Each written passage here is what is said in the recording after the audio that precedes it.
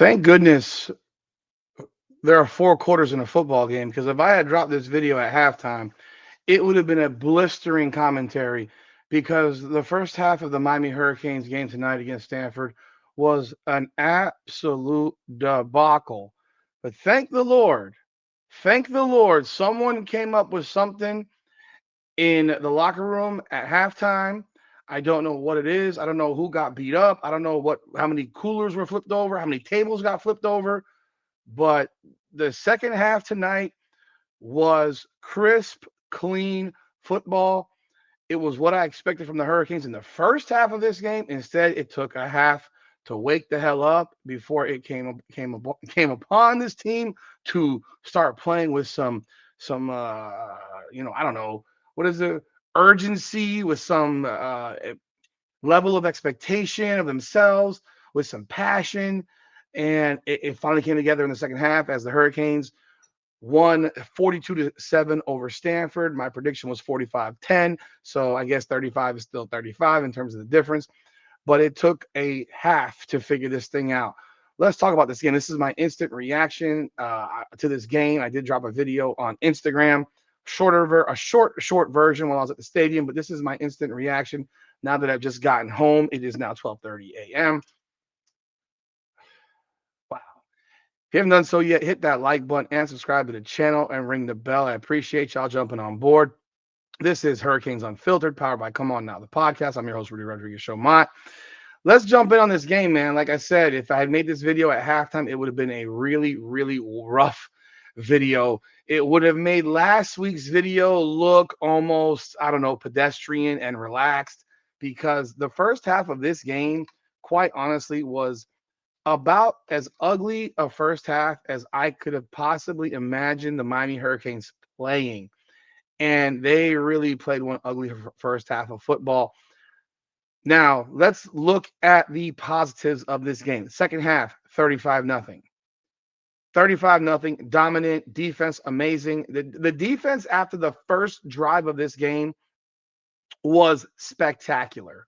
It was as good as we've seen, probably on that level with the Florida game, but they were flat out dominant in this game after that first drive. First drive for Stanford, it looked like we might be having a bit of a headache. 12 plays, 74 yards. They score right down the field.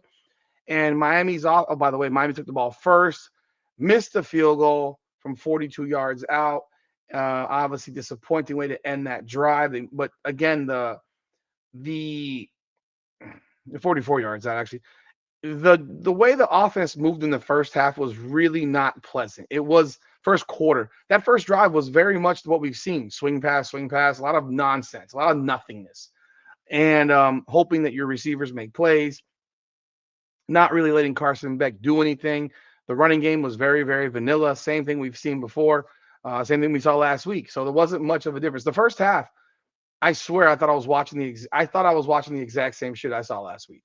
Seriously, and it's worse because Stanford's not even close to the level of Louisville. Stanford's defense is one of the worst defenses in the country, and in the first half, Miami could not move the ball. Now, they did move the ball up the field, and they missed the field goal. And Stanford goes 74 yards, gets 4 first downs, makes it 7-0. Miami gets the ball right back, 5 plays, 11 yards, and punts it. From that point on, the Miami defense was absolutely sensational. Sensational.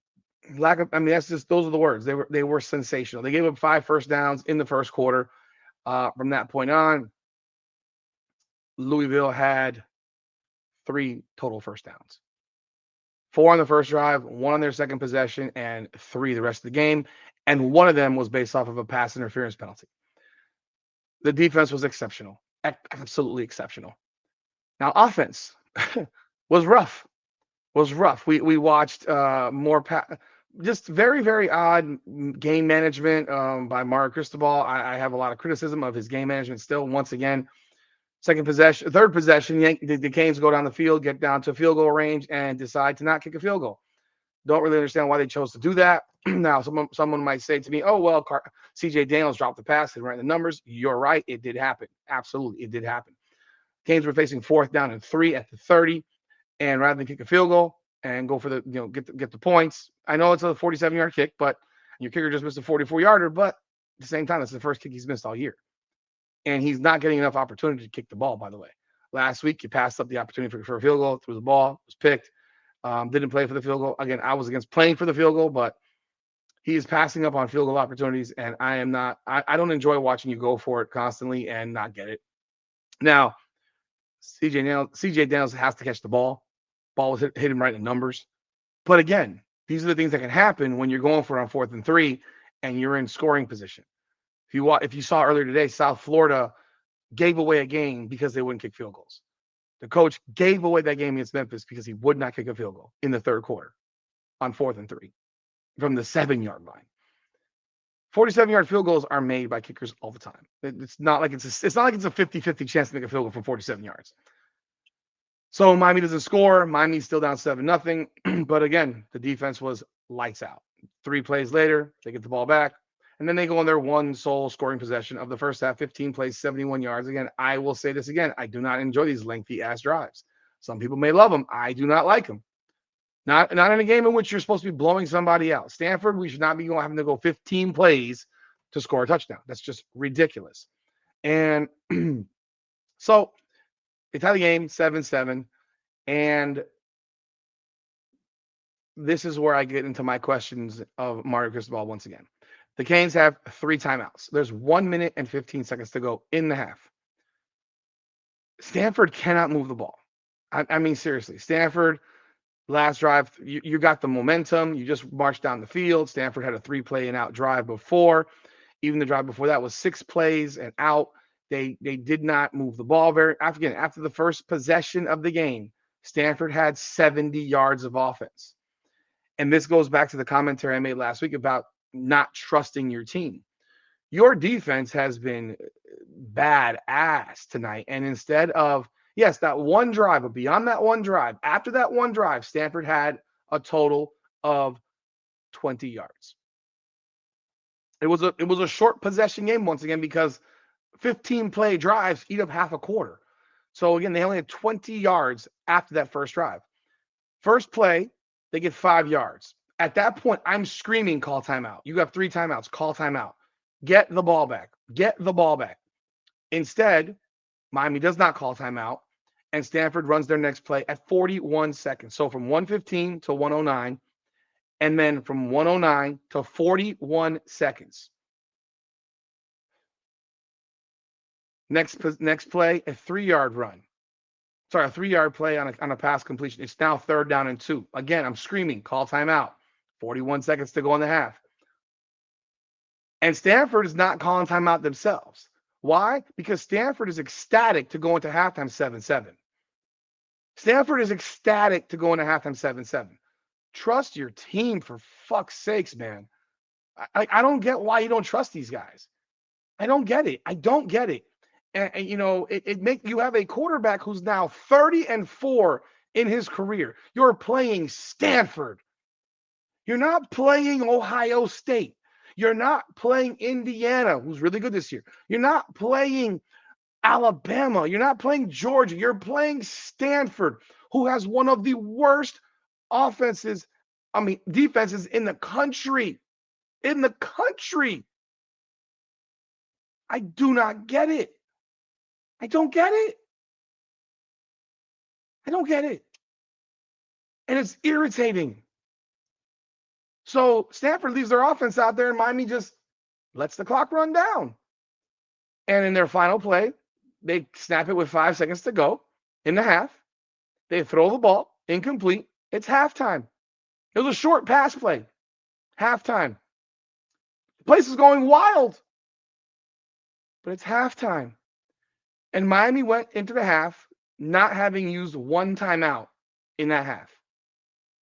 Same as last week. I just have to wonder if there's like a timeout fairy that exists that our leader, Mario Cristobal, is like holding under his pillow and hoping one day that he can cash that in for something. I don't know what. It doesn't make sense. You still have explosive players. You still have a top people complaining about Carson Beck, bro. You guys have no idea. Go look around the country. Go look at the quarterbacks. I promise you.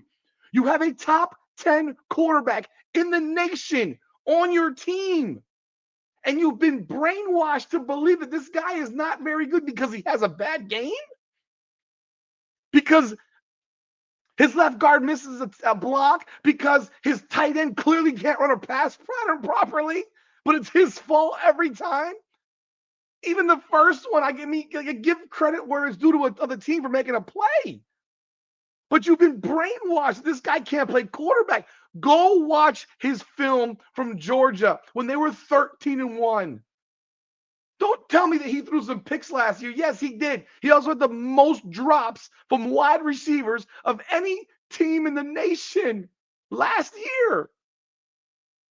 This guy isn't some scrub quarterback. He's a damn good quarterback. He is one of the 10 best QBs in the country. I'm not saying he's the best one, but he's one of the 10 best. He's one of the 10 best. And I want you to go look at what the score was when Indiana played Iowa. Indiana beat Iowa 20-15. And people are calling Fernando Mendoza a top 5 draft pick. I mean, QBs have bad games. It happens. It happens. Oregon lost to Indiana.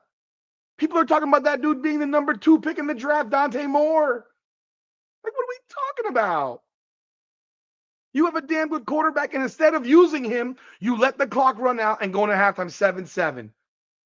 It just makes no sense to me at all. It just shows such a lack of trust.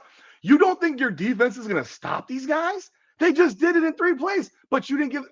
Miami could have had the ball with a minute or between 55 seconds and a minute to go in the first half, gotten the ball back at the 30, and needing to go 35 yards to get in the field goal range. Like, again, and they wouldn't have even had to have used the last time out because they threw an incomplete pass. Could that have adjusted how Stanford approached it? Maybe. Again, trust your guys. Now, that's all out of the way. Second half. So again, passed up a field goal in the first half that you should have taken, in my opinion. You missed the field goal. Okay. But then that last possession, I'm like, again, 3 timeouts. What you going to do with them? Nothing. Canes defense was in control after that. Complete control. First possession, 6 plays, 1 yard. They got a first down. They got a first down. And then they punted. So 6 plays, they got 1 yard on the possession. Miami gets the ball and goes 40 yards. This is Malachi Toney gets a great punt return. Malachi Toney is turning into a demon in punt return. He was a demon tonight. 31-yard punt return. This guy's not tackled. It's trying to tackle this guy is like trying to. I don't even know how to describe it. He squeezes through holes that don't exist. This is the most special football player that I've seen at Miami in half my life. Like, I got to go back to the Santana Moss, Roscoe Parrish, Devin Hester type stuff. And Devin Hester was really just a kick returner. He was really just a kick returner. We can be real. He was a kick returner who changed games with his kick return game. He didn't play much as far as a wide receiver. He was a DB at times. He was a kick returner. Santana Moss, Roscoe Parrish. That is what I'm seeing when I watch Malachi Toney. This special level of guy who does everything everywhere. Catches passes, so hard to tackle, just shifty as hell. Punt return. He does blocks. His blocking is so underrated. He is a savage blocker. So he returns at 31 yards, but Haynes got the ball at the 40-yard line. They go 6 plays, 40 yards, take a 14-7 lead. Mark Fletcher touchdown. A lot of running with Mark Fletcher. The running game really started to hit a little bit. It wasn't very different, though, from last. By the way, first half, the touchdown that Miami scored was set up by a run by Malachi Toney once again, which made it 7-7. It was like a fake end around, like he went in motion, came across the formation, then comes back and gets the handoff and goes 13 yards to the Stanford 6. He set up the touchdown play right there. And the touchdown catch, that touchdown pass that Carson Beck threw to C.J. Daniels, to make it 7-7. That was an insane catch by CJ Daniels. Insane. The back shoulder throw, the catch he made was out of control. If you haven't seen it, man, Google that catch because that catch was ridiculous. Catch was absolutely ridiculous. And, but again, Malachi Toney, that was the first play that the Canes ran in the first half that actually, I don't know, was a little bit creative. It was a little creative. But again, the running game in the third quarter was largely the same shit in terms of straight ahead smash mouth type stuff. I was, I'm watching it live, so I may have to rewatch it again to see. I was told in some DMs that they're pulling some guards. Wow. I still question why we don't run a lot of screen passes for running backs. Maybe it's the linemen can't get out. I don't know, but it just gets real old watching swing passes left and right and screens left and right with receivers. But again, they go up 14-7, immediately go 3 and out with the defense. Defense, again, awesome. And Miami gets the ball at where did they get them? It was another big return by Malachi Toney, 50-yard punt. Toney returns it 42 yards. Again, incredible return. And Miami gets the ball at the Stanford 30. Like the field positions in the third quarter was crazy. Special teams returns were crazy. And Toney is just a monster. Like his all-purpose yards are ridiculous. Again, I don't understand stuff that happens at times, but it's 4th down and 1. And I was honestly yelling, kick the field goal. I was yelling to kick the field goal. It's 4th and 1, kick the field goal. Take the flipping points, go up 17-7. Game is over if you're up 17-7. Instead, they go for it. And what happens? Mark Fletcher gets stuffed for no gain because they ran the exact same play that they always run.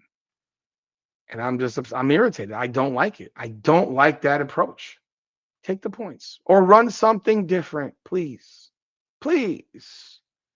But again, the defense steps up again. Interception by, by Wesley Besaint? Great play by Besaint on a 3rd and 10. Returns it down like the 3-yard line. Almost got to the end zone. But again, those are the types of plays that I've been waiting for, those picks to returns that create points. And that one did.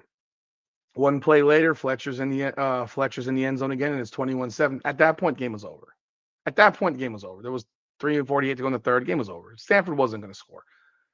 Again, next possession, Stanford, 3 plays, out. Interception by Xavier Lucas at the Stanford 45.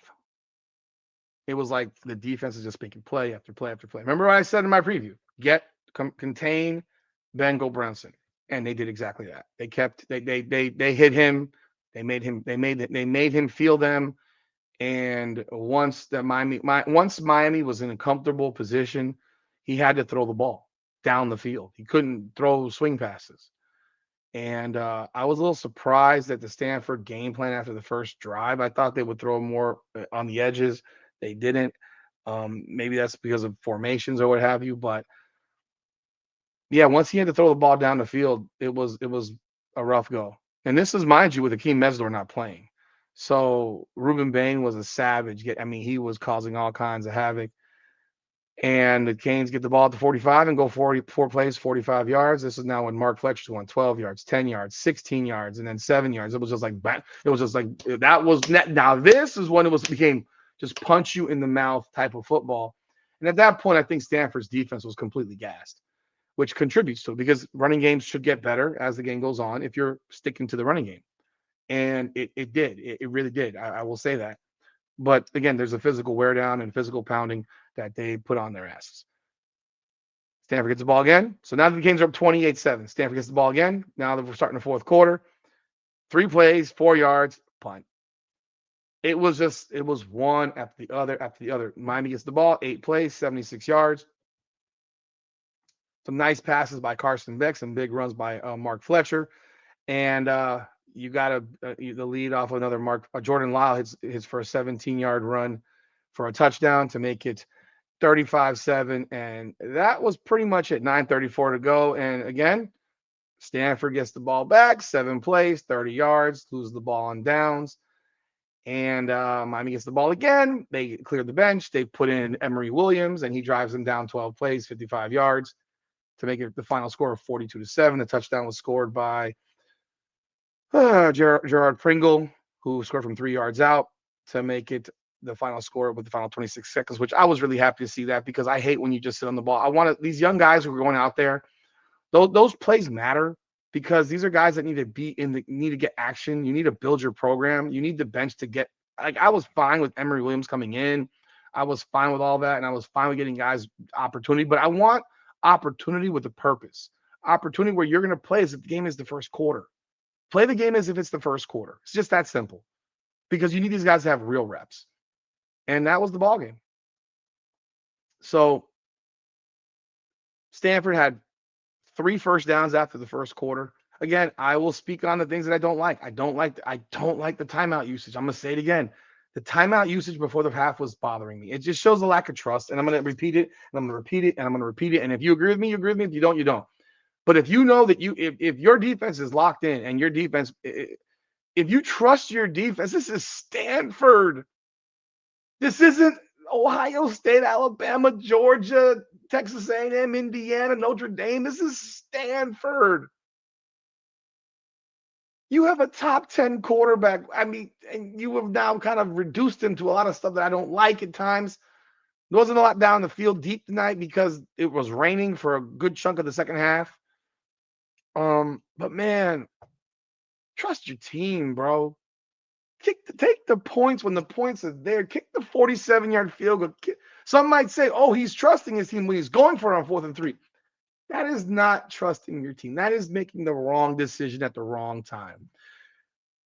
Decisions that you make in the second quarter will typically have an impact on the fourth quarter. In this case, it did not because it's Stanford. But like I said in the South Florida-Memphis game, South Florida turns down a 24-yard field goal on 4th and 3. Turns it down, and they're in control of this game. They were dominating that game, all game. That would have given them I'm just bringing this up because I watched that game and it really pissed me off because I really wanted South Florida to win for the purposes of Miami and all that stuff. But at that time, it was 24-17 South Florida. Memphis had scored to make it 24-17. It was 24-14 at the half. And rather than take the points and go up 27-17, this guy decides to go for it, get stuffed. And instead of being up 27-17, you got 24-17 still. South Florida scores again, make it 31-17. And then at that point, what would it be? It'd be 34-17, right? If that was the case, they win the game. And then on top of that, they had an opportunity at the end of that game and from the 42-yard line to just set up the field goal. And instead they roll out Byron Brown and an offensive lineman commits a holding, which now turns that 42-yard field goal into a 52-yard field goal. And Grammatica hooks it left, where if it had been kicked from the 25 as a 42-yarder, the kick that exact same kick would have gone in. When you kick 52 yards, 10 yards more, man, is a little different. And the coach blew that game because he didn't trust his team. He didn't trust his team. Timeout wise, use them properly. God, dog. I was happy to see a little bit of change in the second half, but that first half was shit. I mean, people were booing in the stadium. There were 20,000 empty seats tonight, people. 20,000 empty seats. People were booing. The first half, they were booing. If you weren't there, I'm telling you right now, the booing got loud. And they earned it. And they're not booing the players. They're booing the coaches. Because the coaches are the ones calling this shit. And it gets frustrating. Now, Miami is traveling to SMU. It's his first trip. The first trip for the Canes outside of the state of Florida. I don't know what time that game is going to be at. God, please don't be a night game. It says to be determined. Don't know what it will be, but today SMU lost 13-12 to Wake Forest in a real ugly game. SMU is going to come ready to play.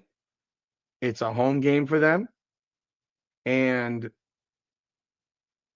it'll be a packed house. This game is critical. By the way, Miami had almost 37 minutes of time of possession. So they did control the ball a great deal. The defense, though, was so good. After that first drive, the defense was so good. Anyone saw that dumbass holder doing a belt to ass thing on TV when it was 6-0. Idiot. Stupid people. Like I can't stomach that shit. Um, but yeah, SMU next week. That's going to be a big game for Miami. It's one of the bigger games. That game to me and the game at Pitt are the two games. Again, Miami's in complete control of its destiny.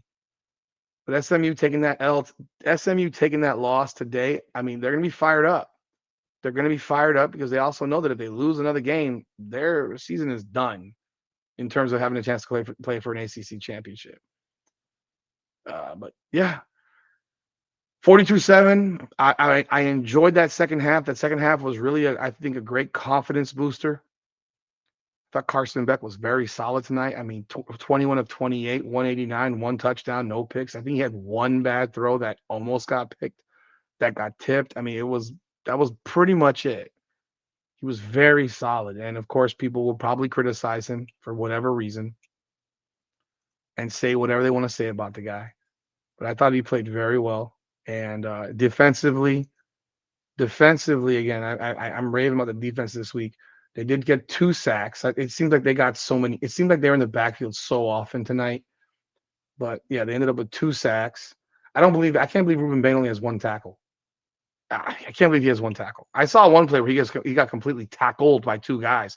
There was one where I thought he was wrapping up a sack, or someone was wrapping up a sack, and then the lineman just really peeled him off of him. How I don't know how that's not holding, but yeah, maybe I gotta learn what holding is. Oh, in terms of cleanliness of the game, it was a much cleaner game for Miami. They didn't have a ton of pre-snap penalties. They had 5 penalties tonight for 30 yards. Definitely a good drop off from the previous games. Stanford only had 2 penalties for 10 yards.